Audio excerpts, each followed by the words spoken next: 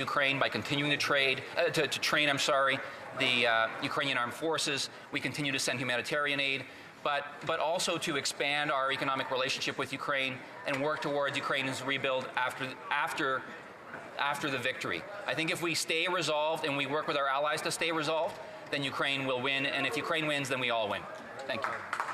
Member will have 2 minutes the next time that this matter is before the House. I want to remind members, if they want to have conversations, to please take it out into the lobby, because we are going to statements by members. The Honourable Member for Kitchener South, Heffler. Madam Speaker, last week the Conservatives tried to cut funding for over 30 critical programs for Canadian families, specifically childcare. Every child deserves a chance to dream big, and every parent deserves the opportunity to build their careers without worrying about childcare costs. We've heard the struggles, felt the worries, and understood the juggle of balancing work and raising children. I personally experienced that myself as a single mother, raising 3 children on my own. That's why I'm glad our government committed to reducing childcare fees by an average of 50% this year, with the goal of just $10 a day by 2025. Childcare empowers parents, especially mothers, to realize their full potential, promotes gender equality, and increases the size of the workforce. The Conservatives talk a big game about having Canadians' backs, especially when it comes to Canadian families. But when it comes to supporting mothers and our children, they don't believe in it. Our government will continue to fight for children, mothers, and families all across Canada. Member for Regina Leuven. It was the week before Christmas, just before the House break. 8 long years with the government on the take. The economy was stalled, Liberal spending was high. Canadians are struggling just to get by. No one can afford a house or pay rent. The carbon tax quadrupled is making a dent. Canadians struggling, having to choose between heating and eating. It was only bad news. For families lined up at the food banks to eat, the costly coalition was making Christmas look bleak. But alas, there was hope from the opposition side. A new Conservative leader was sure to provide. With the common sense plan geared for all people, he'd axe a tax and end the upheaval. With a common sense plan, his housing policy would fix what the Liberals had broken. He would ensure there would be no need for food tokens. After 8 long years of wasteful spending, he stopped the debt from ever ascending. The member for Carleton will soon be PM, and his costly coalition will long come to an end. I will hear him exclaim as he rolled out of sight, "Your home, my home, our home. Let's bring it home, and to all a good night." Honourable Member for Pontiac. Madam Speaker, the full and equal participation of women in the economy is not only the right thing to do, it's also the smart thing to do. And indeed, by promoting women's participation in the economy, did you know that we could add up to $150 billion to our GDP?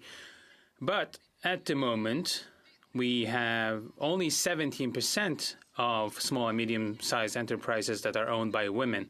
That is why I was very proud to vote in favor of women's entrepreneurship strategy. Of course, it was in the middle of the night, this vote, and while half the Conservatives were asleep and the other half voted against. Am I surprised, Mr. Speaker? No, because a party made up of only 18% women cannot represent women in Canada. No, Mr. Speaker. Honourable Member for Beauport-Limoilou. Thank you, Mr. Speaker. The Carrefour Jeunesse Emploi of Montmorency is celebrating its 25th anniversary this year. For Beauport, this organization has become a must for young people aged 15 to 35. The CJE Montmorency offers these young people a range of free services to accompany and support them on their path to employment or when they go back to school, as well as when they want to create their own businesses and start up projects. In 25 years, thousands of young people have received help thanks to the extraordinary work of the entire team. And at the head of this team is a formidable woman who is the general manager, Sonia Noel. Sonia is open, direct, frank, dedicated. She's just extraordinary. She has been managing this organization with mastery. Her understanding, her empathy, determination have enabled the CJE of Montmorency to flourish and expand its activities. So congratulations to the entire team, and on behalf of the young people, thank you. The honourable member for Davenport. Mr. Speaker, Toronto has always been a safe city. Yet over the last year, there's been a marked increase of stabbings and shootings.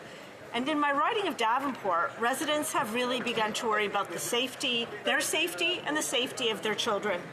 After meeting with a number of the local police superintendents, one of the things that they asked is for us to continue to focus on stopping guns from illegally entering our country. Our Liberal government has stepped up with more funding to keep Canadians safe.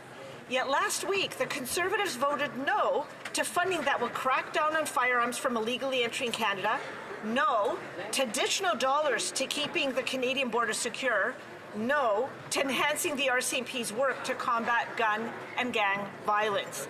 Mr. Speaker, on this side of the House, we will continue the important work to keep Toronto and all Canadian cities safe, while the Conservatives continue to play partisan games and obstruct important legislation.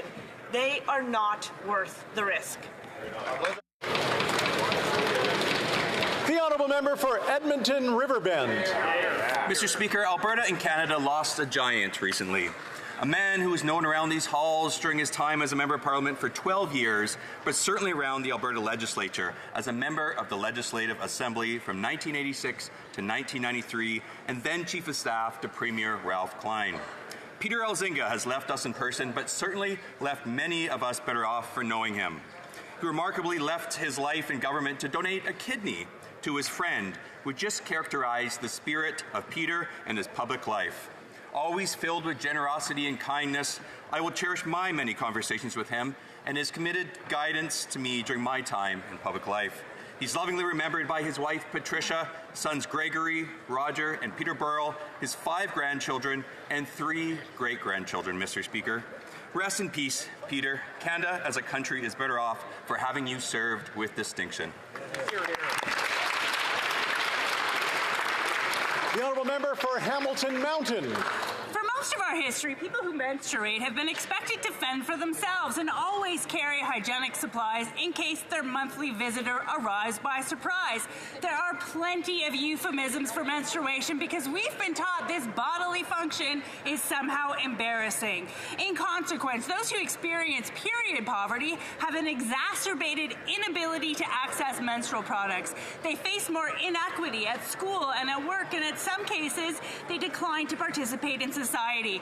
And that's why so many celebrated the $18 million investment to distribute menstrual products to our most vulnerable through Food Banks Canada, as announced by the Minister for Women and Gender Equality.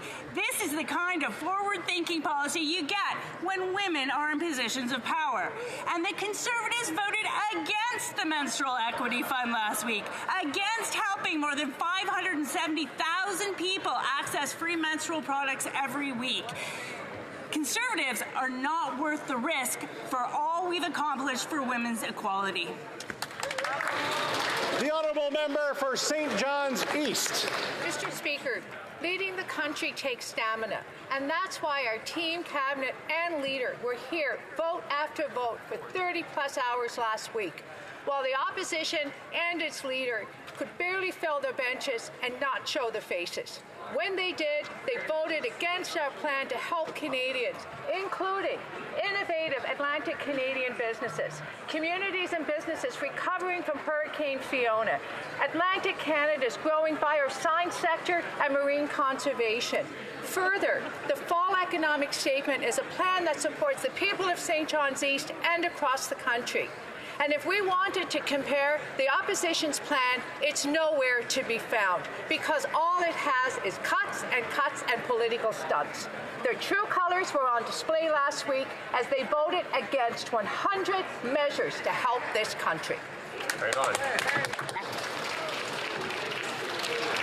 The honourable member for Flamborough-Glenbrook. Mr. Speaker, after 8 years of this NDP Liberal government, the dream of home ownership has become a nightmare. Today, mortgages have become unmanageable, devouring 2/3 of average Canadians' monthly income for a typical Canadian home. And I've heard from far too many families in Waterdown and Bimbrook that now teeter on the brink because their monthly payments are up thousands. All because these Liberals' reckless spending and deficits. For young Canadians not yet in the market, they've totally given up. Saving for a down payment used to be achievable with a few years of hard work, but now that takes 25 years, which is what it used to take to pay off the entire home. Proving once again that this Prime Minister is not worth the cost. Rents have doubled, mortgages have doubled, down payments have doubled. It's double trouble. But hope is on the way. Common sense Conservatives have a plan to build homes, not bureaucracy, and restore the dream of home ownership for Canadians once again. Let's bring it home. The honourable member for Vancouver Quadra. Mr. Speaker, our government is continuing to invest in affordable housing. In 2017, our Prime Minister launched a badly needed $80 billion national housing strategy to fill the big gaps left by the previous Conservative government's denial of federal responsibility for housing. Countless Canadians remember what life was like during Prime Minister Harper's decade of darkness. Last week showed today's Conservative leader is cut from the same cloth. On Thursday and Friday, Conservative MPs voted against funding Indigenous housing, against funding 15,000 permanent affordable homes, against constructing 71,000 rental homes, and so much more. Our government is working to strengthen the economy by supporting the middle class and those seeking to join it. While in Mr. Harper's cabinet, today's Conservative leader worked to undermine Canada's electoral democracy and shred our social safety net. Mr. Speaker, this Conservative leader is simply not worth the risk. Oh, great job. The honourable member for Beauce. Mr. Speaker, after years under this government, the price of food, housing and gas has never been higher. And with the Liberal Bloc coalition in power, who want to radically increase the carbon tax, prices will only go up.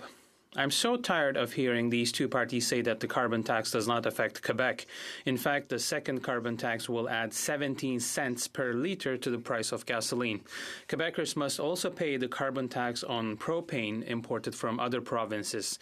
They also have to pay higher prices on products imported from other parts of the country indirectly. The Conservatives want the carbon tax abolished in all provinces and territories. We knew right from the start that this was not an environmental plan, but a tax plan. Our party has introduced motion after motion, but the Liberal Bloc coalition has opposed them every time. The Conservatives will continue to fight to get rid of the carbon tax that is imposed to farmers and families, bring back common sense in the next elections, and show these two parties what Canadians really want: affordable housing to call home and a full fridge they can afford. Member from Prince Albert. Mr. Speaker, Canadians hate the carbon tax. We see premiers suing the government, we see First Nations taking the government to court, and we see people lined up in bread lines at the food bank because they can't afford to eat. Farmers feed this country. They don't understand why the Prime Minister continues to tax the inputs they must purchase to grow foods. Inputs, taxes their competitors don't pay. Yet the Liberal Rural Affairs Minister has just made a spectacle of herself, stating that the country needs to vote for more Liberals if they want an exemption to this unfair tax. The Prime Minister has instructed his appointed senators to gut the Conservative bill to remove carbon taxes on farmers. And we have the NDP leader willing to vote against farmers in the House of Commons to keep this Prime Minister in power. Mr. Speaker, Canadians agree. This Prime Minister and this NDP Liberal government are just not worth the cost. The honourable member from London West. Mr. Speaker, last week's 30-hour circus put on by the Conservatives cost Canadian taxpayers nearly $2 million. And while I was happy to sit through the House with my colleagues to ensure that services that Canadians need most were passed and protected, Conservatives spent their night voting against Canadians. Let me tell you one of the most shocking votes they made against communities like my riding of London West. They voted to cut the funding to combat the toxic drug overdose crisis. They voted against substance use prevention programs for youth and the new National Suicide Crisis Hotline. The toxic drug crisis has claimed too many Canadian lives, and the risk of plunging an already struggling population, Mr. Speaker, by the opposition is too high. Cutting a bilingual, trauma-informed, and cultural-appropriate suicide prevention, Mr. Speaker, is a risk Canadians cannot afford to take right now. On this side of the House, we're going to keep fighting to make sure that Canadians have access to mental health and addiction supports that they need most when they need it most. Thank you, Mr. Speaker. The honourable member from Algoma, Manitoulin, Kapuskasing. Monsieur le Président. Mr. Speaker, Canadians are suffering from a crisis of food insecurity that is jeopardizing our citizens' fundamental right to nutrition. The pillars of this right, availability, adequacy, and accessibility, are compromised not only in my riding of Algoma, Manitoulin, Kapuskasing, but across the country. Food insecurity in Ontario has been steadily increasing from 7.8% in 2008 to 18% in 2022. Feed Ontario reports a 36% rise in food bank visit last year, soaring by 101% compared to pre-pandemic levels. Among the most affected are 41.7% of First Nations on-reserve households, followed by single mothers at a distressing 41%. Moreover, over one-third of food bank users are children. Parliament needs to implement a national school lunch program, a guaranteed livable basic income, and crack down on corporate greed. Let's all affirm our commitment to a society where every citizen lives in dignity, free from the specter of food insecurity. Thank you, Mr. Speaker. The honourable member for Bécancour-Nicolet Sorel. Mr. Speaker, allow me to take a few moments to pay tribute to Mrs. Danielle Gamelin, who's the Executive Director of the Fondation Santé Bécancour-Nicolet Yamaska. As soon as she took the helm of this organization 8 years ago, she restructured its internal operations to improve efficiency and organized fundraising activities to stabilize its financial health. In addition, she has increased her contacts with municipalities, the 2 RCMs, the Chamber of Commerce, and all organizations that offer health and community services, so that the foundation can respond effectively to their needs. Madame Gamelin, you're a committed, convincing, inspiring, authentic, daring, and extremely rigorous individual. May you remain at the helm of the Fondation Santé Bécancour-Nicolet Yamaska for many years to come. Our beautiful region says a big thank you. The honourable member from Yellowhead. Mr. Speaker, last night the Industry Committee heard from the former employee of the Prime Minister's Green Slush Fund about $150 million of taxpayer money being misappropriated. Canadian tax dollars being funneled to companies with Liberal insiders. Let me quote their witnesses. An embarrassing lack of oversight that has allowed these problems to persist.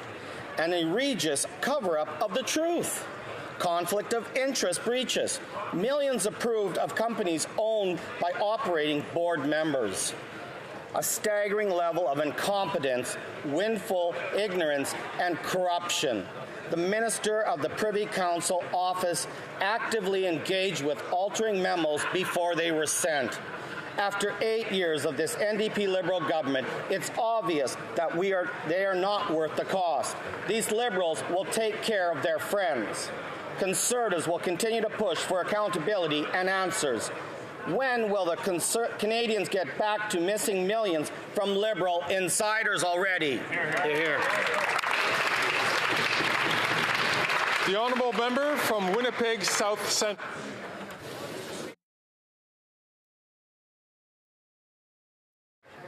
My dad had a deep respect for our institutions. He believed in the possibility born from civil yet rigorous debate, hard work, and confidence in what we can accomplish when working together.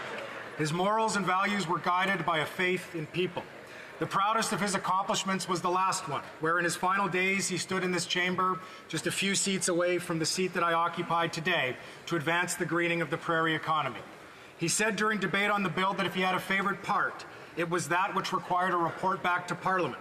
Yesterday, the bill's framework was tabled in the House.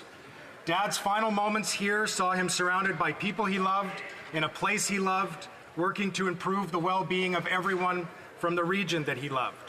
He lived by the words of our dear Auntie Fran. It all comes down to attitude, she would say. The glass must always be half full, be full of life. That he was. Whenever the time may come that I look back at my own parliamentary career and judge its successes and shortcomings, I hope that I will be able to genuinely say that I have lived up to the standard that he set for us all. We miss you, Dad.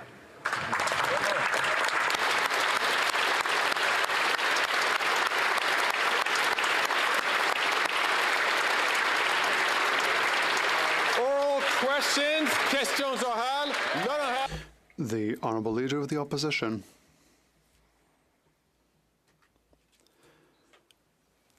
When the Prime Minister inflates the price of groceries and forces 28,000 young Quebecers to write to Santa Claus for food rather than presents, he spends $1 billion on a scandalous green fund, the officials of which are saying that money is thrown for free to friends and wasted, and now a whistleblower said, and I quote, that the minister lied to the committee about this scandal. Why did this minister hide the scandal? The Right Honourable Prime Minister. Mr. Speaker, the Conservative leader's plan that seeks to close Parliament last week failed. All it served to do was show the true colours of the Conservatives. It cost $2 million to Canadian taxpayers. The Conservative Party tried to reduce access to affordable childcare services, reduce the construction of affordable housing, and cut in the budgets of policing and military bodies. They want to bring us back to the Stone Age. We, on our side, will meet the needs of Canadians. The Honourable Leader of the Opposition. Mr. Speaker, the question was about the Prime Minister's $1 billion green slush fund scandal. We already know while he forces 2 million Canadians to a food bank and doubled housing costs, is quadrupling the carbon tax, he has $1 billion fund that whose own bureaucrats say reminds them of the sponsorship scandal, whose executives give money to their own companies. Yesterday, a courageous whistleblower testified the Prime Minister's Innovation Minister lied, and I quote, lied to the committee. Why is this minister and his boss, the Prime Minister, covering up this scandal and waste of Canadian tax dollars? The Right Honourable Prime Minister. It's not surprising that the Conservative leader doesn't want to talk about his failed Republican-style plan to shut down Parliament last week. His 30-hour temper tantrum achieved was to show Canadians the party's true colours and cost Canadians $2 million in wasteful spending. The Conservative Party tried to cut affordable childcare, cut construction of affordable housing, and defund the police and Canada's armed forces. While they want to bring us back to the Stone Age, we'll stay focused on Canadians. The Honourable Leader of the Opposition. Canadians are forced to eat stone soup this winter after this Prime Minister gave us the worst food price inflation in 40 years, and we have 2 million Canadians, a record-smashing number, lined up at food banks. I know the Prime Minister is desperate to avoid defending his own track record, or worse yet, his quadrupling of the carbon tax. There is a common-sense Conservative bill, C-234, in the Senate, up for the vote today. Will the Prime Minister stop blocking the bill, axe the tax so that our farmers can feed families? The Right Honourable Prime Minister. Mr. Speaker, the Conservative Party of Canada had the opportunity to support affordability measures for Canadians, but instead they chose to take 30 hours attacking the most vulnerable. During the Conservative leader's $2 million temper tantrum, they gladly stood against veterans experiencing homelessness, against emergency shelters for women and girls, against Indigenous housing, against rapid affordable housing construction. They even tried to prevent support for those who lost their homes in Hurricane Fiona. That leader is reckless and should be ashamed. The Honourable Leader of the Opposition. truth is that the Prime Minister's not spending money on any of those things. He has a food program that doesn't feed kids, it feeds bureaucracies and creates frameworks that kids can't eat. He has a housing affordability program that doubles the cost of housing, a housing accelerator that hasn't built a single house, a carbon tax that hasn't reduced emissions. So instead of spending billions on programs that cause inflation and do nothing but sound pretty, why won't he axe the tax on our farmers so that they can feed Canadians this winter? The Right Honourable Prime Minister. Whether the leader of the opposition makes a homemade video about it or not, a key factor contributing to food inflation around the world is Putin's illegal war in Ukraine. That party has been playing right into the Kremlin's hands by voting against Operation Unifier, by voting against funding for military aid to Ukraine, and by voting at every opportunity, including again this morning, against the Canada-U-Trade free trade agreement that Ukrainians have been asking for. We will never abandon Ukraine, unlike the Conservative leader who's shown Canadians.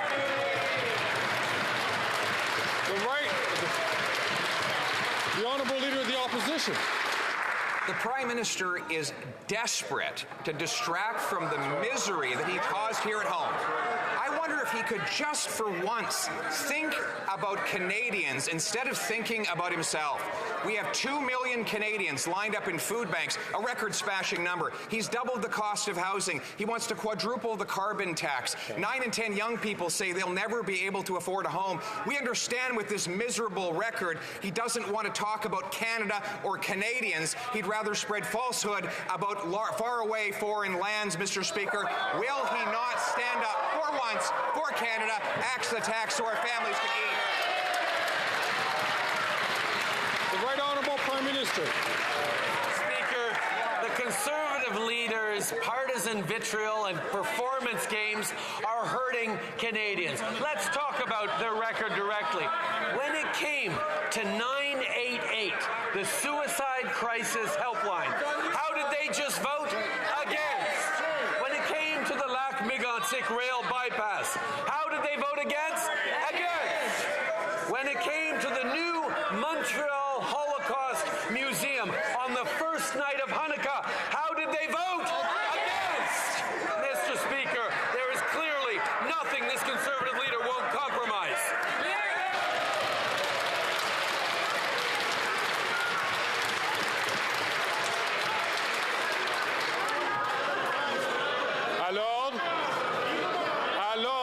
Order.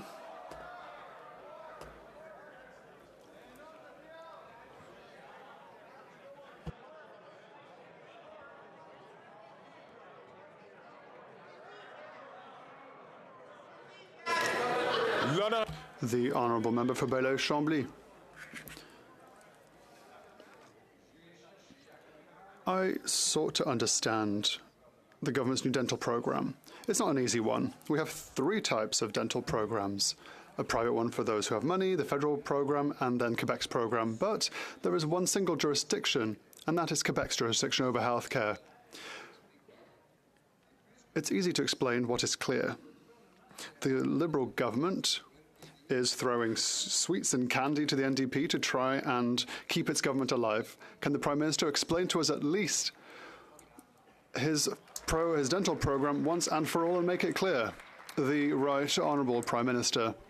Well, it's rather bizarre, Mr. Speaker, because the leader of the Bloc Québécois is talking about sweets and candy, and we're trying to fight against that with a dental program. We have a plan that will help from coast to coast to coast, help families who cannot currently send their children to dentists. And next year we'll be here also for seniors with dental care. We'll be here for those under 18 who need dental care and who can't pay for it. And eventually we will cover absolutely every Canadian who cannot pay for their dental care, because we know that mouth health is general health, and we're here to help families. The Honourable Member for Belleuil-Chambly. That's what we were being told when we were in grade 8. About dental plans, but I understand that this is a difficult to explain program. A program was announced. the program was poorly drafted. Now, this is surprising from the NDP. It's a program that is great for the private sector. It also harms Quebec, which is of no surprise to anyone. When the Prime Minister authorized the dental program, did he keep in mind the health of Canadians or the financial health of his alliance with the NDP? The Right Honourable Prime Minister. Mr. Speaker, we recognise that far too many Canadians do not currently have access to dental care. We are a government that has always been here to invest in Canadians in order to help them socially and economically, and we know that many families can't pay for dental care, and so they don't use dental care because they can't afford it. Now we're making sure that Canadians won't have to choose between dental care and groceries, for example, because we will be here to help them. That is something that counts for all Canadians. Thank you, Mr. Speaker, and we will be here for them, Mr. Speaker. The Honourable Member for Rosemont-la-Petite-Patrie. Mr. Speaker, to date, 20,000 Palestinian civilians have been killed in Gaza, half of whom are women and children. Despite this, the Liberals and the Conservatives refuse to demand a ceasefire. It's revolting. It's inhuman. The NDP continues to ask for a ceasefire and has done so for the past 2 months. Today, there's an important vote in the United Nations. We know that the Liberals have refused to listen to the families of those who have lost their family members, but perhaps they'll listen to their donors who are now abandoning them finally. At the United Nations today, Canada will vote for a ceasefire, yes or no? The Right Honourable Prime Minister. For the past 9 weeks, Mr. Speaker, the Government of Canada has had a responsible position that defends civilians, that seeks to establish a two-state solution with Israelis and Palestinians so that they can work and live safely in recognized countries. We will do everything in our power to continue to make sure that Canadians agree with one another, see eye to eye so we don't see hatred, Islamophobia, anti-Semitism. This government will continue to be here for everyone. The Honourable Member from Edmonton Strathcona. The Liberal position is appalling, not responsible. For 2 months, this government has sat and watched while 18,000 innocent civilians have lost their lives and have refused to call for a ceasefire. We need a ceasefire. We need the hostages removed. Last week, it was reported that Liberal donors were withholding support because of the moral failure of the Liberals. Today, there is an important vote at the United Nations. The Liberals have failed to listen to the Palestinian people and to Canadian Palestinians. Will they at least listen to their fundraisers and vote for a ceasefire today? Yeah. Ceasefire. The Right Honourable Prime Minister. Mr. Speaker, since October 7th, we have recognized the terrorist attack by Hamas that killed well over 1,000 innocent Israelis, and we have recognized Israel's right to defend itself. But at the same time, the cost of justice cannot be the continued suffering of all Palestinian civilians. That is why we're continuing to put forward, including today, in a statement with Australia and New Zealand, a strong and clear Canadian position that we will continue to work with allies around the world on moving towards a two-state solution with peace for Israelis and peace for Palestinians living side by side. The Honourable Member from Leeds, Grenville, Thousand Islands and Rideau Lakes. There's been explosive testimony by a whistleblower on this Prime Minister's $1 billion green slush fund that's seen $150 million misappropriated and gone to Liberal insiders. And senior NDP Liberal government officials have said there is no plan to get Canadians back. They're missing millions. After 8 years of this Prime Minister, it's clear that he's not worth that cost, and probably why he wouldn't even stick around. Will the Prime Minister shut down the slush fund and get Canadians back their money? The Honourable Minister for Innovation. Mr. Speaker, it is shocking but not surprising to see the conservative ideology in full display, Mr. Speaker. Now what you're saying, Mr. Speaker, is that the conservative are willing to attack anyone and any institution that would fight for climate change, Mr. Speaker, even institutions that have been voted by the Parliament in 2001, Mr. Speaker. Now what the conservative are doing, they're calling the integrity into question of one of the top accounting firm in this country, Mr. Speaker. We will fight for Canadians.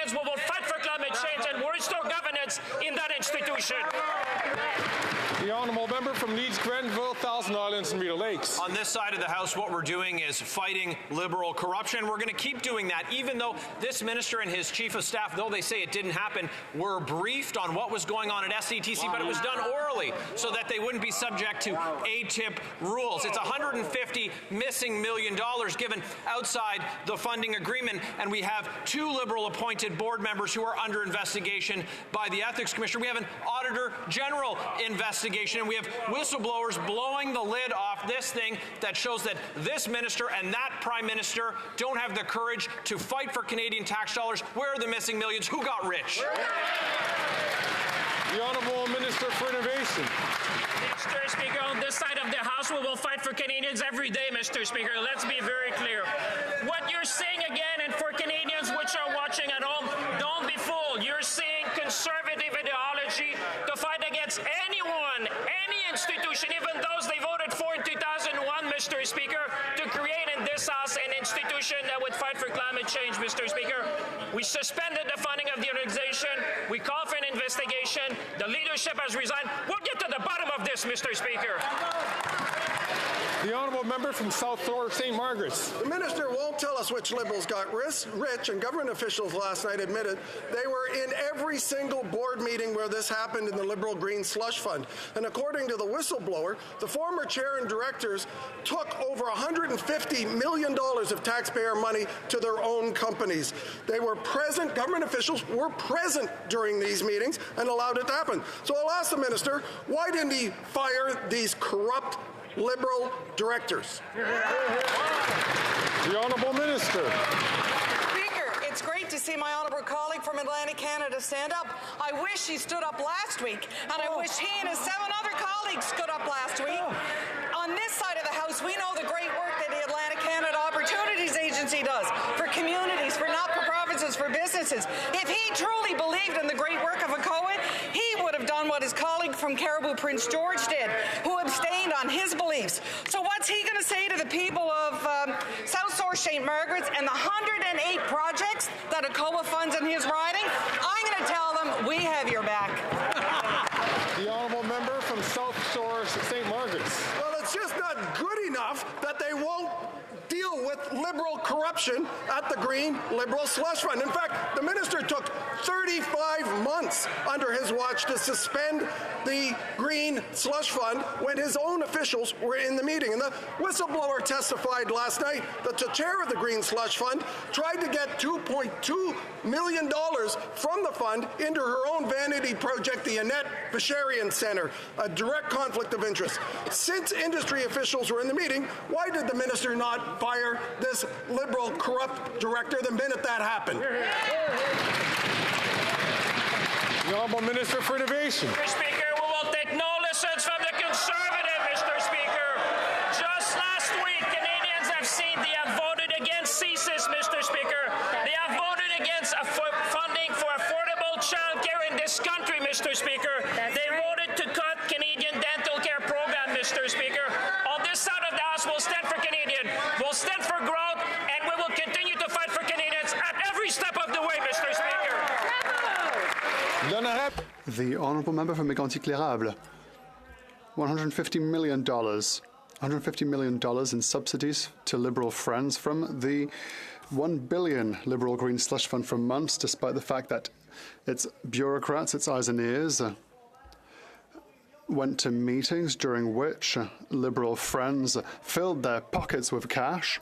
After 8 years of this Prime Minister, the cost is just not worth it. Instead of continuing to camouflage, can the Minister let us know when we will get reimbursed for all this? The Honourable Minister. Thank you, Mr. Speaker. Mr. Speaker, the Conservatives' favourite thing to do is to chop, chop, chop. Think about it, Mr. Speaker. Last week, the Conservative leader told his caucus, his extreme right caucus, to cut in the funding of search and rescue budgets. The Coast Guard that saves lives. 120 times the Conservatives had gone against Canadian values recently. Shame on them. The Honourable Member from Mégantic-L'Érable. Mr. Speaker, This costly NDP Liberal government learnt in May that Liberal friends that they had appointed to the Green Slush Fund had filled their pockets for their own interests. And what did the minister do? Absolutely nothing. Even worse, the minister, and I quote, lied according to a whistleblower before committee. He did nothing, and more money was dispersed right into the pocket of Liberal friends after 8 years. This Prime Minister is simply not worth it. When will the Canadians finally get their money back? The Honourable Minister for Public Services and Procurement Canada. Thank you, Mr. Speaker. The Minister has answered this question very well already. What we don't know, Mr. Speaker, is why opposition MPs a few days ago voted against the dental plan that was announced. 30,000 people in his riding alone will be eligible by 2025 to this dental insurance, without which they would not be able to go to the dentist, which would create severe health problems. People often have to go to emergency units when they can't go to the dentist. Why is the Honourable Member betraying 30,000 people from his riding? The Honourable Member for Drummond. Mr. Speaker, you know when people are calling for your departure, it's probably not a good idea to go on a trip abroad. And yet, the CEO of Radio Canada, Catherine Tate, who announced the dismissal of 600 Radio Canada employees last Monday, has just left for Australia. I'm sure you'll agree, Mr. Speaker, that's quite a lack of judgment. Does the Minister for Canadian Heritage still have confidence in Catherine Tate, and does she approve Ms. Tate's decision to proceed with these layoffs? The Honourable Minister for Canadian Heritage. Mr. Speaker, the CEO of CBC Radio Canada's mandate will come to an end in 2025. In 2024, I will start a selection committee to find the best candidate for her replacement. A replacement for this indispensable organisation for Canadian democracy. On this side of the House, we believe in a strong public broadcaster that gives services to the Canadian population from coast to coast to coast in French, in English and Indigenous languages. We'll continue to defend our public broadcaster, Mr. Speaker. The Honourable Member for Drummond. In the last economic update, the government announced an increase in the tax credit for newsrooms from 25% to 35%, which isn't bad. And whilst it doesn't solve the media crisis, it does help, Mr. Speaker. We must admit it. Yes, it does help, but only print media. TV and radio journalists are unfortunately not eligible. As we can see, Bell Media, Québécois and Cogeco are also finding it difficult, as are all electronic media. Will the Minister make the tax credit for newsrooms available to digital media? The Honourable Minister for Canadian Heritage. Thank you, Mr. Speaker, and I would like to first of all commend my colleague for the Bloc Québécois because he has always strongly defended newsrooms throughout our country and democracy in our country. Unfortunately, that is not the case for the Conservatives who are trying to destroy newsrooms.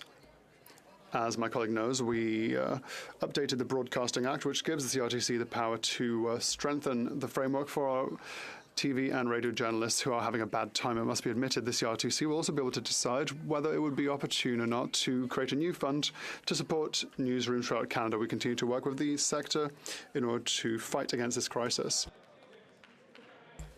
The Honourable Member for Abitibi-Témiscamingue. The Liberals have abandoned victims of sexual misconduct in sports. They promised an independent public inquiry. That is what victims want. They want this independent public inquiry, but the Liberals backed down yesterday. They proposed a voluntary commission. A voluntary commission does not have the power to force federations or abusers to appear. A voluntary commission does not have the power to demand documents subpoenaed.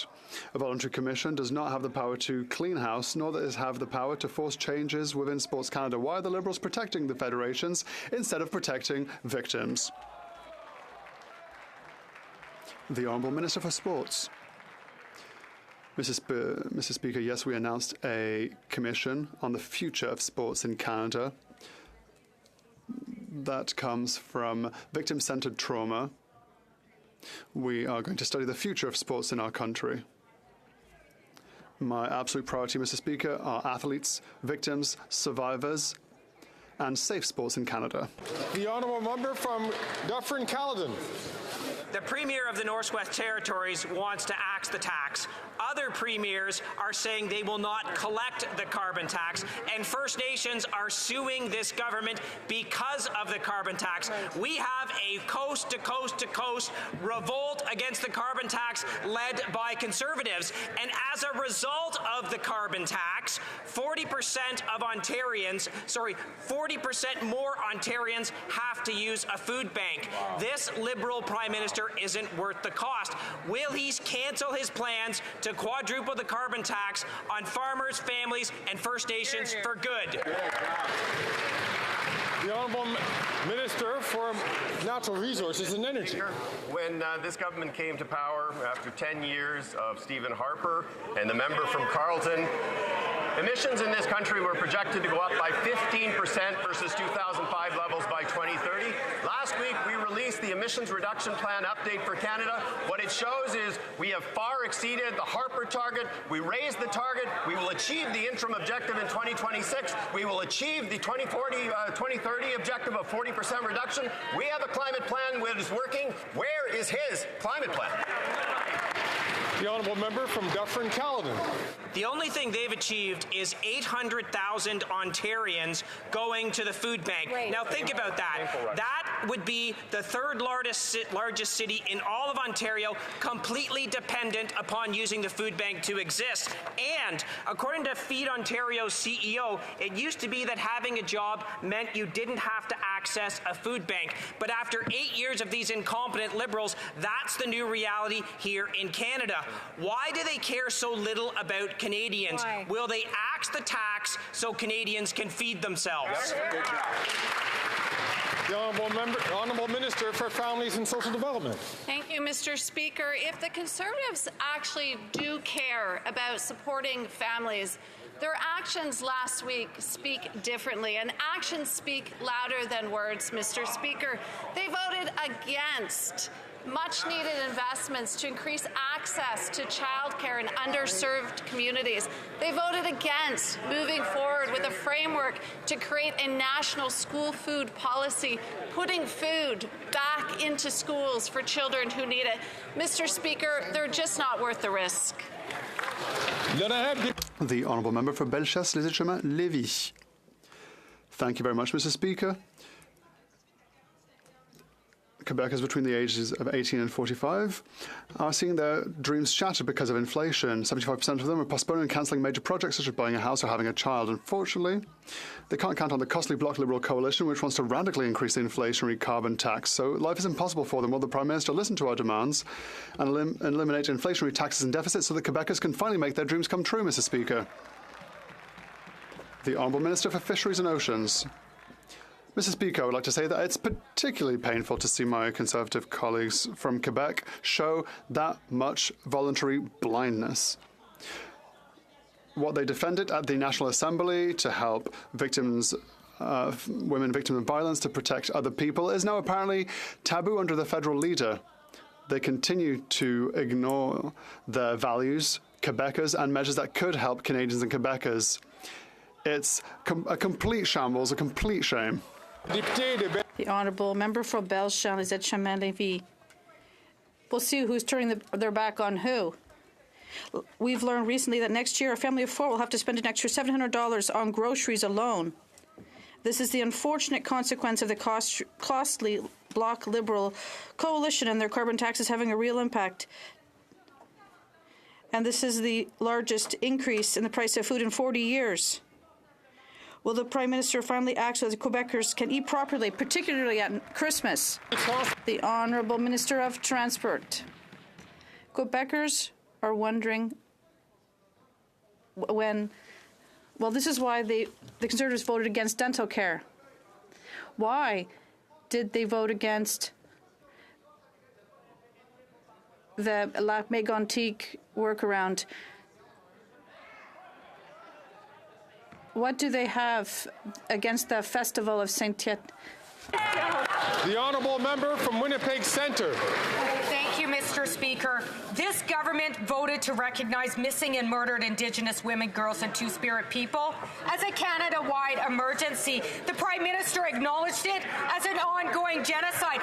4 years after the release of the National Inquiry's 231 calls for justice, how many have they completed? Just 2. At this rate, it will take 462 years to implement all of the calls for justice. When will the Liberals start treating this national emergency with the urgency that it deserves? The Honourable Minister. The member for Winnipeg Centre for her question and her continued advocacy. Addressing the ongoing violence against Indigenous women, girls, and 2S LGBTQ+ people is a whole-of-government approach which requires living up to our moral obligations as a country and the calls to justice. That's why in Budget 2023 we've invested $125 million to implement the National Action Plan for MMIWG, ensuring accountability by establishing an oversight mechanism and support the National Family and Survivor Circle. We will continue to work with families, Mr. Speaker, to ensure that the tragedy of missing and murdered Indigenous women and girls are The Honourable Member from Timmins, James Bay. So the Liberals announced legislation for clean water on reserve, but they made no mention of Neskantaga First Nation, which has gone 28 years without access to clean water. At the same time, the leader of the Conservative Party ordered his caucus to try and cut funding for both the suicide hotline and for First Nation clean water. His indifference is deeply disturbing, but it's not surprising. But as for the Liberals, Neskantaga has reached out time and time again. Why is this government continuing to fail the people of Neskantaga First Nation? The Honourable Minister for Indigenous Services. Thank you very much, Mr. Speaker. And I've been meeting on a quarterly basis with Neskantaga, indeed, to solve the current crisis that Neskantaga has been undergoing. Despite the renovation of their plant, the water is still not testing clean, and we're working together to make sure that happens. In regards to the legislation, as Neskantaga was one of the litigant communities that were deeply involved in the drafting of the regulations, of the legislation, and we look forward to continuing to hear their perspectives. The Honourable Member for Saint Laurent. Mr. Speaker, every day approximately 12 people die by suicide in Canada. Each life lost by suicide can have far-reaching effects, whether it's families grappling with the loss of a loved one or the effects that are felt within communities. Last week, I was disappointed to see the Conservatives vote against funding to support the implementation of the new suicide crisis helpline. Can the Minister of Mental Health and Addictions tell us how our government is bringing 988 to Canadians no matter where they live? The Honourable Minister for Mental Health and Addictions. I'd like to thank the member for being such a strong advocate for mental health. Mr. Speaker, our hearts go out to all those who have lost a loved one to suicide. And to those struggling with suicidal thoughts, we want to say clearly, we are here for you. You are not alone. Last week, it was despicable to see Conservatives vote against or abstain on funding for the new 988 suicide prevention helpline, including the member for Caribou Prince George, who abstained on his own motion. Mr. Speaker, Conservatives' risky and reckless behavior has real consequences. On this side of the House, we will not pit mental health against climate change. The Honourable Member from Foothills. The Prime Minister's Christmas gift to Canadians is 2 costly carbon taxes, driving up the cost of food, fuel, and home heating. But premiers and First Nations across this country are demanding that he axe a carbon tax because they know that this Prime Minister is not worth the cost. They are joining Conservatives in opposing this punitive carbon tax because Canadians can't afford Christmas dinner. Every month, 2 million Canadians are lined up at food banks because they can't afford to feed their families. When he increases taxes on farmers, those numbers get worse. Will the Prime Minister cancel his plans to quadruple the carbon tax on families, First Nations, and farmers? The Honourable Parliamentary Secretary. Mr. Speaker, if you want to talk about food affordability, we should talk about Ukraine as the breadbasket to the world. And what I found interesting, Mr. Speaker, and something that the Leader of the Opposition said today in response to the Prime Minister calling out the Conservatives' vote against Ukraine, is he used the term about faraway lands. And Mr. Speaker, that reminded me of something. It's, quote, "We will no longer use American military might to construct democracies in faraway lands." Donald Trump said that. Why are conservatives repeating the MAGA lines?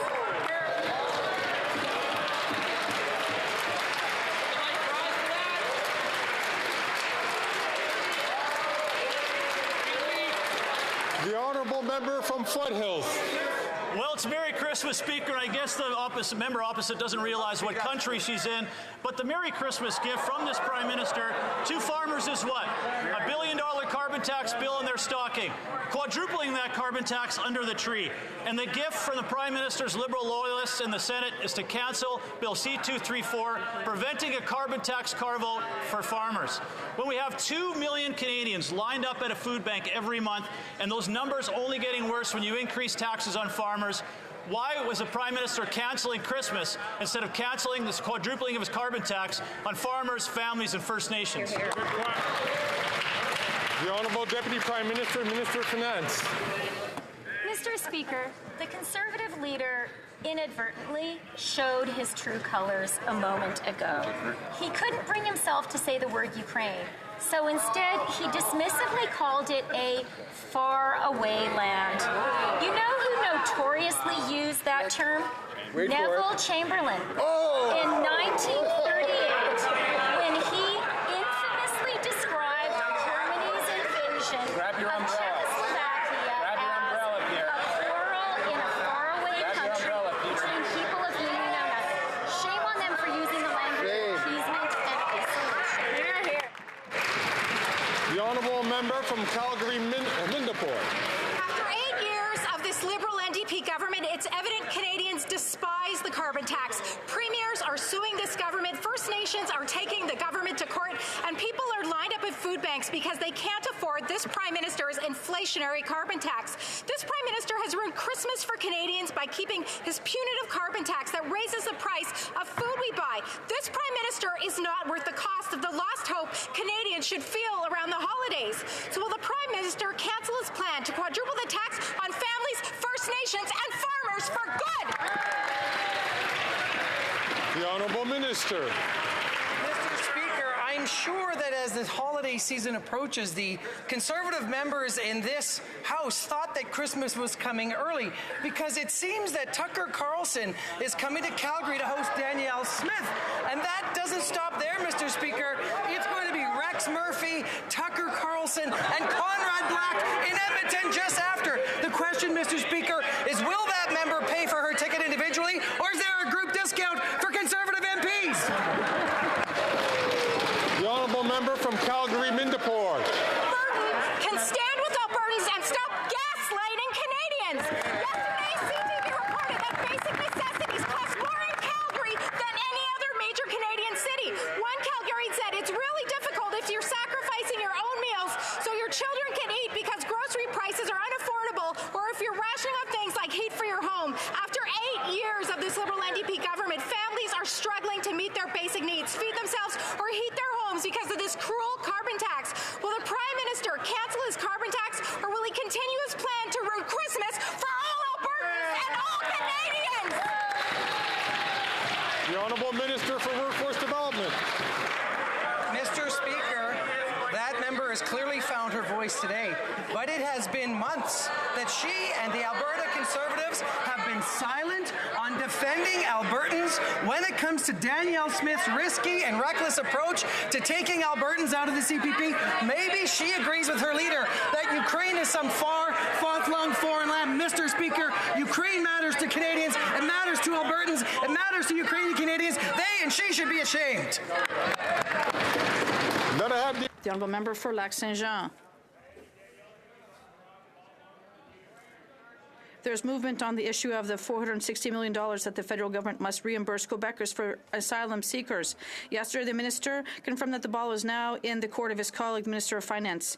So we're questioning her today. There's some information she may not be aware of. First of all, asylum seekers are federal responsibility, and yet Quebec takes in 48% of Canada's asylum seekers at the expense of Quebecers with no help from the provinces. In short, we've done all the work and we pay all the bills.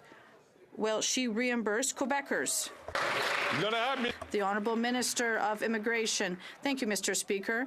I think the member will be sorry to learn we have a good relationship with Quebec. Last week, we spoke reasonably with Quebec in terms of reasonable immigration, and there's a Quebec-Canada Accord that grants millions to Quebec to welcome immigrants, particularly those who speak French.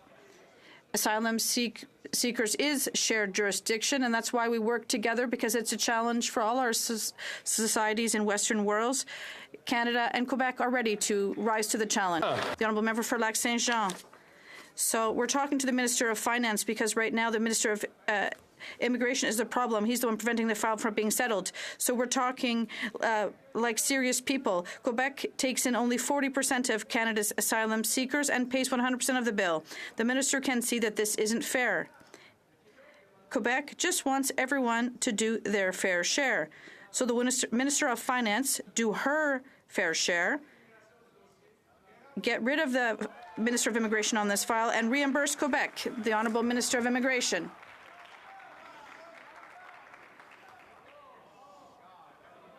Allow the Bloc the time to protest. I think they can also listen to my answer as well. First, I'd like to thank the member for the efforts to reformulate his question. I'll give them the same answer since while we're at it. Quebec does not just write a blank check to provinces. We have reasonable conversations, and I look forward to having future conversations. Thank you. From Cumberland, Colchester. Mr. Speaker, Canadian premiers and First Nations are suing the federal government over their unjust carbon tax, and Canadians cannot afford to eat, heat, or house themselves. After 8 years of this NDP Liberal government, indeed, it is a weary world. Back home, there are over 1,800 people on the roster for our local food bank, and over 2 million Canadians across this great country are visiting their local food banks so they can afford to eat. The Prime Minister is not worth the cost. On behalf of all Canadians, will the Prime Minister cancel his plan to quadruple his tax on families, First Nations, and farmers? The Honourable Parliamentary Secretary. Interesting that the member opposite brings up the misery in the world, and part of that is what Ukrainians are facing right now, defending their democracy. Let me read from Trump's America First. It says, "We will no longer use American military might to construct democracies in faraway lands or try to rebuild other countries in our own image." Mr. Speaker, is that why Conservatives vote against Canada-Ukraine Free Trade Agreement? Because they are taking their lessons from Donald Trump and don't support the rebuilding of Ukraine and democracies around this world. The Honourable Member for Cumberland, Colchester. Well, Mr. Speaker, clearly, according to that member, Canadians have never had it so good. Sadly, every day we hear from Canadians who are selling their homes because they cannot afford their mortgages, who are visiting food banks because they cannot afford to eat, and who are spending most of the day in bed with the covers pulled up because they cannot afford home heating fuel. After 8 years of this NDP Liberal government, this is the situation for Canadians in our great country. This Prime Minister and that member is not worth the cost. Once again, on behalf of all Canadians, will the Prime Minister cancel his plan to quadruple the tax on families, First Nations, and farmers forever?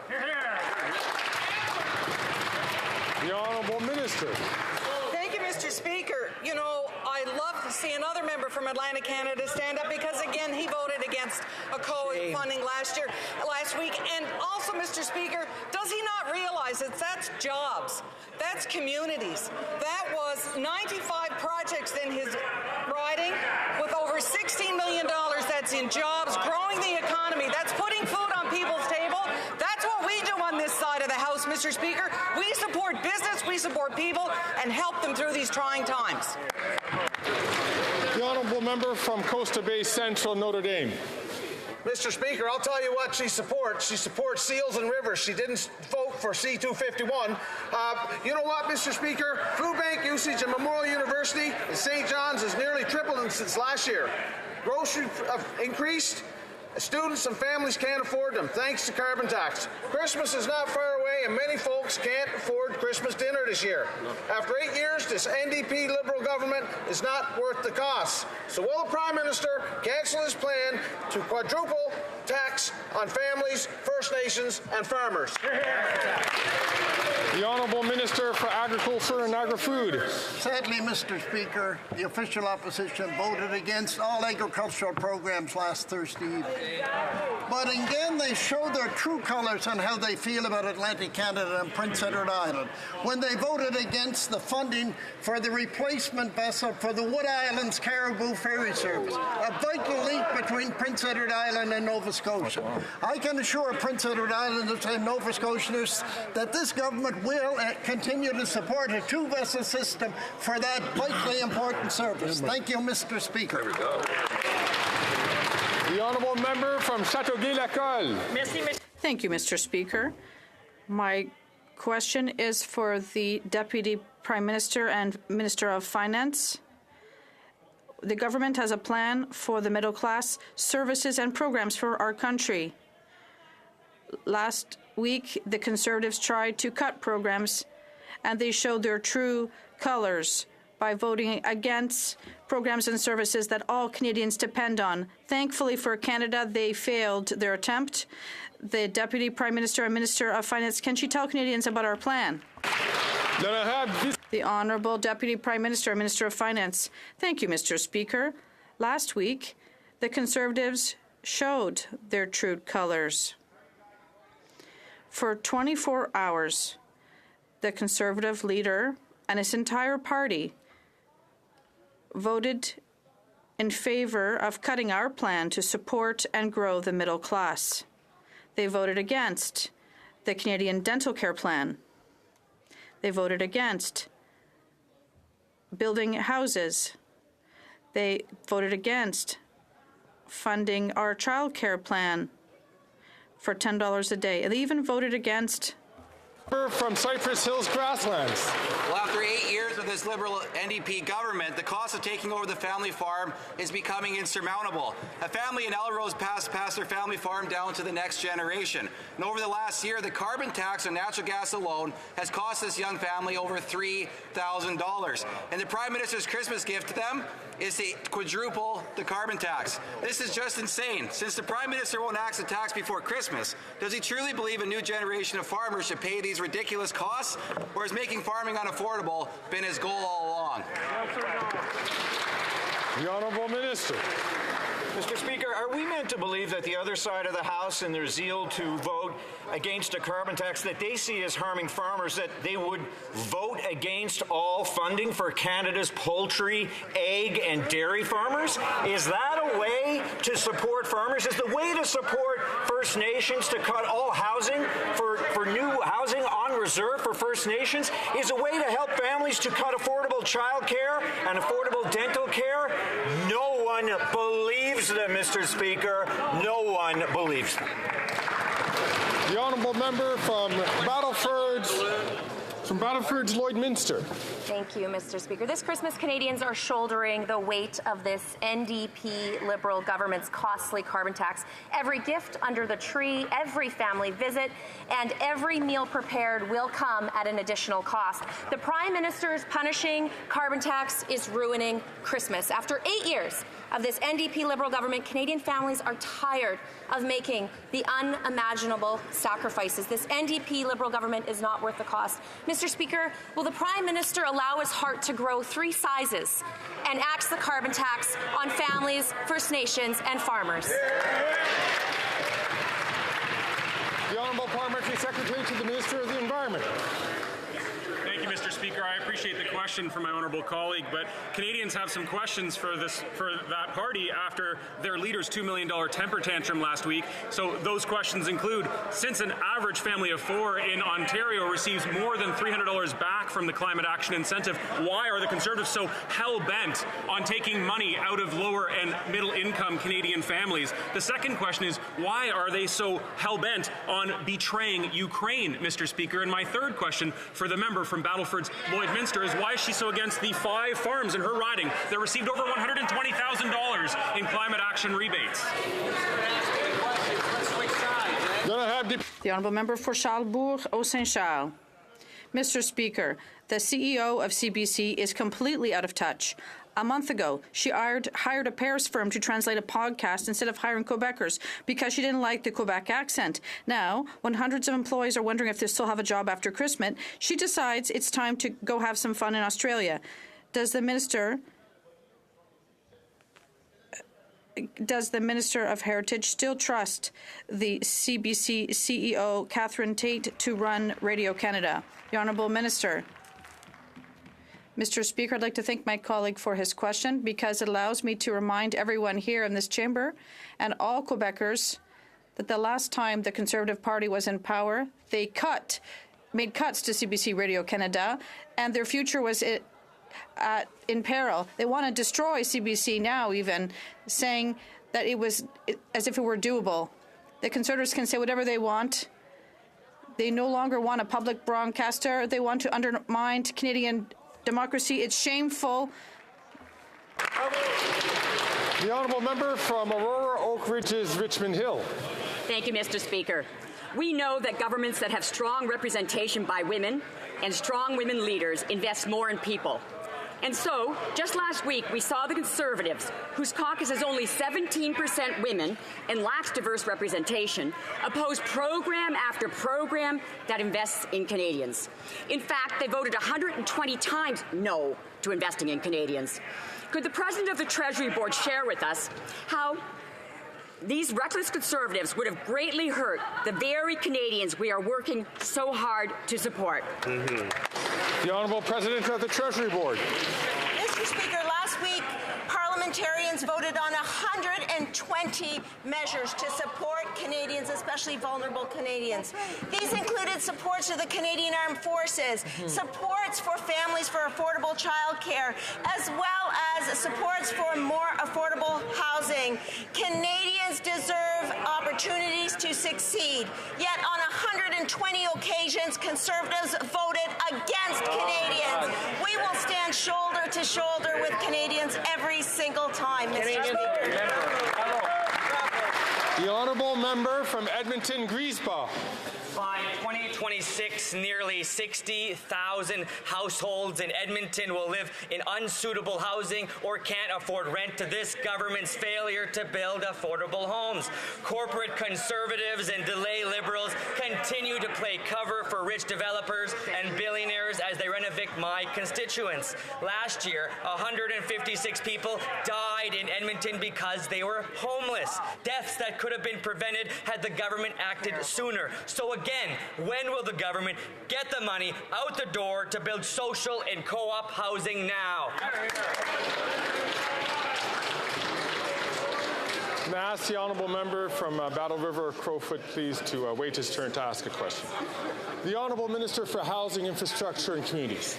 Mr. Speaker, I thank my honourable colleague for his question and for his advocacy to continue to invest in affordable housing, including cooperative housing. I would point him to the recent fall economic statement, which increased grant funding to cooperative housing by more than $300 million, and we will be rolling out a program worth more than $1.5 billion beginning early in the new year. Mr. Speaker, I do agree with him on one point of his question, however, the Conservatives' dedication to opposing funding for affordable housing. In fact, just last week when they had an opportunity to put their position on the record in this chamber, they voted against supports for affordable housing. They voted against emergency transition shelters for women and children, and they voted against supports for veterans living through homelessness. Mr. Speaker, it's the wrong.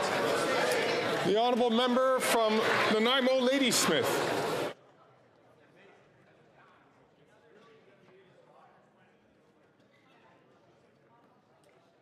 More than 800,000 herring were killed because of open net fish farm activity. Now, the BC Premier says the social...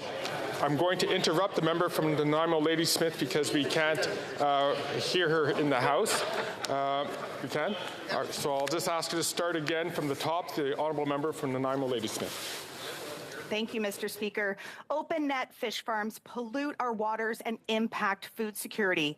In 2022 alone, more than 800,000 herring were killed because of open net fish farm activity. Now, the BC Premier says the social license for these fish farms has expired. The Liberals promised to get these farms out of the water by 2025 with a real jobs plan, yet so far, nothing.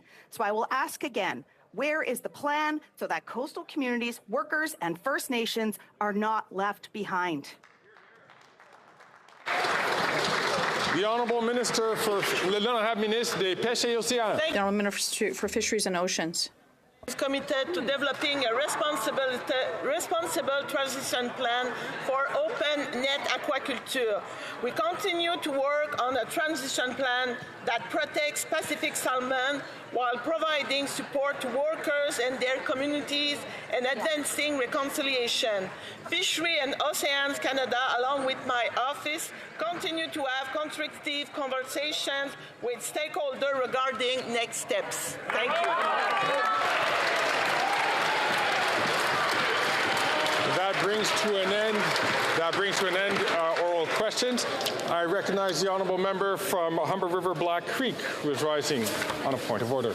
Mr. Speaker, there have been discussions amongst the parties, and if you seek it, I hope you will find unanimous consent to adopt the following motion. Whereas Jimmy Lai stands for so many of the values championed by Canadians, most importantly media freedom, respect for the rule of law, and standing up for what is right. Whereas Mr. Lai is a peaceful pro-democracy campaigner and publisher whose hugely popular newspaper, Apple Daily, was shut down for political reasons in 2021. Whereas Mr. Lai has just spent his 76th birthday in prison, where he has been for the last 3 years on charges brought under the national security law, whose provisions are inconsistent with international human rights law. Whereas Mr. Lai is about to face trial on yet further charges arising from his pro-democracy writing and campaigning that could see him spend the rest of his life behind bars. Therefore, the House resolves to call upon the Hong Kong authorities to release Jimmy Lai and cease prosecuting him and others charged under the national security law, and the House reaffirms journalists and media workers everywhere have the right to operate in an environment free from intimidation and harassment by state authorities. Thank you very much, Mr. Speaker. All those opposed to the honourable member moving the motion will please say nay. Agreed. The House has heard the terms of the motion. All those opposed to the motion will please say nay. Carried.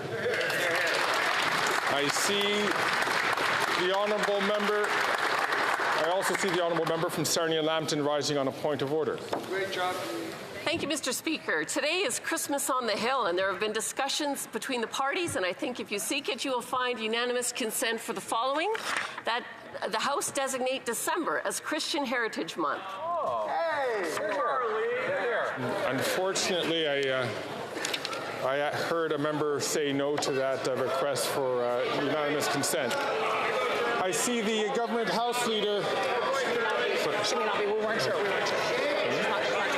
She's not doing it. Okay.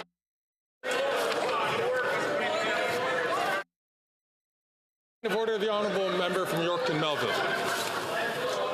Thank you so much, Speaker. And I just want to draw attention to the fact that those responses on the other side of the House today made Canadians feel very blue because they know we voted non-confidence in this government. Thank you. I'm not certain if that's a point of order, but I thank the honourable member. It being 3:17, the House will now proceed to the taking of the deferred recorded division on the motion to concur in the 12th report of the Standing Committee on Justice and Human Rights. Call in the members.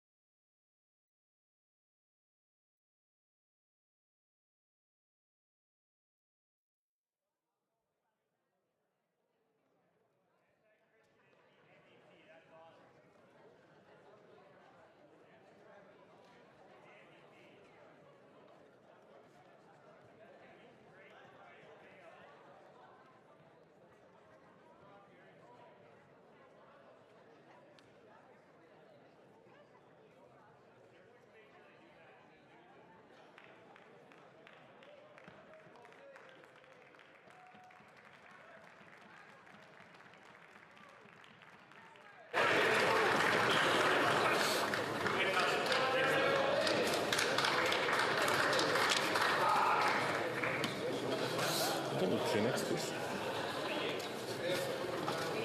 The question is as follows. Mr. Genuis, seconded by Mr. Scheer, moved that the 12th report on the Standing Committee on Justice and Human Rights, presented on Monday, June 5, 2023, be concurred in. The 10-minute period for members voting electronically has started, and the House will now proceed to the vote for members participating in person. All those in favor of the motion will please rise. Mr. Schmale. Mr. Schmale. Mr. Ellis. Mr. Ellis. Mr. Kimmich. Mr. Kimmich. Mr. Perkins. Mr. Perkins. Mrs. Thomas. Mrs. Thomas. Monsieur Paulus. Monsieur Paulus. Mr. Halland. Mr. Halland. Miss Lewis Haldeman Norfolk. Ms. Lewis Haldeman Norfolk. Mrs. Gray. Mrs. Gray. Mr. Moore.